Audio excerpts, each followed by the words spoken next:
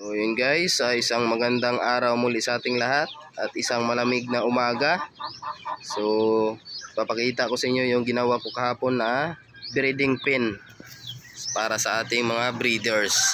So yan guys, bali from recycled materials lang yan. Sa mga dati nating sit up na kulungan, yan ginamit natin dyan. So wala tayong nagastos dyan guys. Yan, so trapa lang yung bubungan guys, and then may lambat yan or net na tinatawag doon sa taas para hindi sila makalabas. So yan yung ginawa ko guys, and then may lumang yero, so nilagay ko dyan sa ilalim para hindi bumaba yung lupa dito, and then nilalagyan ko ng rice hull sa likod. So yan guys, and then nagbigay tayo ng space dito para magpakain tayo dito sa kabilang kulungan. Yan. So yan sila guys.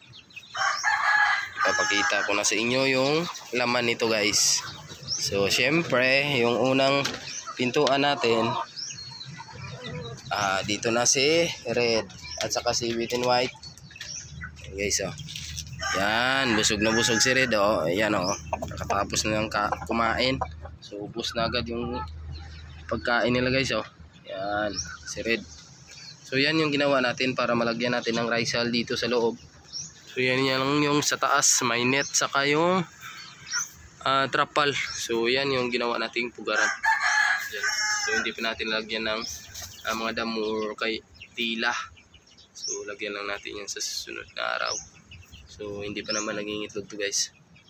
Pero ready to breed na to guys. Napurga na to, napaliguan na, and then bigyan na ng vitamins.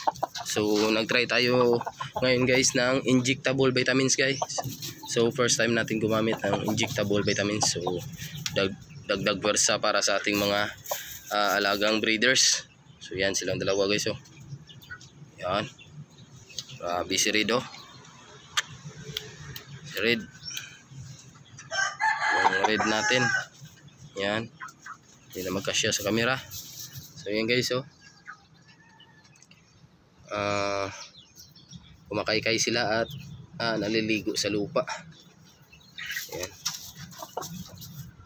Yan yung kagandahan pag may rice hull. Yan guys. So yan yung ating Red. Yan. So happy si Red at may kasama siya. Yan. Tapos dito naman sa kabila guys, yung ating bungtan. Si Bungtan. So yan lang. So may rice hull din guys, yan. Tapos dito si Bungtan, nakahapon na si Bungtan. Sige, so baba. Pababain natin guys. Yan si Bungtan. So pasukin muna natin dun sa loob. Yan, kasi ayaw niya bumaba. So mabigat pala to guys. Malapit na tong mag 3 kilo. So kaya dinadiet natin para makapag-itlog din siya. So 2 3/4 kasi yung timbang nito guys. Ayan. So nagsisilipan pa pala sila dito. Ayan, kailangan nating lagyan ng harang din dyan. Kahit sako lang guys, para hindi sila magkitaan. So yan lang yung ginawa ko dito. Pinagtagpi ko lang na recycled materials. So yan, pinalayan ko lang yung mga tirang yero. So yan guys, so wala tayong nagastos dito sa ginawa nating breeding pen. Yan. So dito lang to sa likod ng bahay natin. Yan guys, hindi ko pa nalagay ito. So plano ko kasi hindi gamitin to sa kanya, kasi nga malaki ito, nababasag lang yung itlog sa pugaran na to kasi maliit to. So balak natin na maglagay ng ibang klaseng pugaran, yung mas malaki. So yan guys. So yan si Bungtan. Solid yung katawan nito guys. So yun yung mga sisiw niya, yung black siya, maasil na yun. Yung native natin yung tagapag-alaga sa kanilang sisiw. So yun guys, kitang-kita naman sa katawan. And then siyempre yung tatay, si Red pa rin yung tatay niyan guys. So, labas na tayo. Ayan. So, dyan lang muna siya. So, ready to breed na rin yan guys. Si bungta natin. Ayan. Si Red. So, yan lang guys oh. Para hindi lang talaga mabasa yung ating mga alagang manok pag nagbe-breed tayo. So, yan. Puro mga kawayan yan guys. Ayan. So, wala kasi tayong extrang yero para gagawing bubong. So yan lang muna. So temporary lang muna. Importante makabuo tayo ng breeding pen na wala tayong magagasto na pera. So yan guys oh. Yan. So yan yung ating shamu.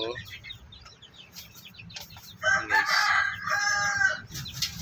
So wala tayong natirang sisiw yan kasi naibenta na yun guys, yung 4 na sisiw niya. Yan. So ito si Red. So yan yung patubigan nila guys oh. Diyan ito nilagay. And then yung pakainan nila dito sa gilid. So mataas yan. Ayan oh. Gawa sa kawayan. So yun lang guys for today's vlog. Shout out sa inyong lahat. Isang kababayan natin dyan kay Aquaros Farm, kay Idol Marlon Backyard, sa mga palaging nagko-comment sa atin mga video na ina-upload. So God bless sa inyong lahat. So sa mga gusto mo pa shout out, shout out ko lang kayo sa next vlog, mag-comment lang kayo kay GR Magsayo. So thank you sa palaging pag-support sa aking mga video. Yun guys, at sa mga bagong subscribers, so shout out sa inyong lahat. So God bless to everyone.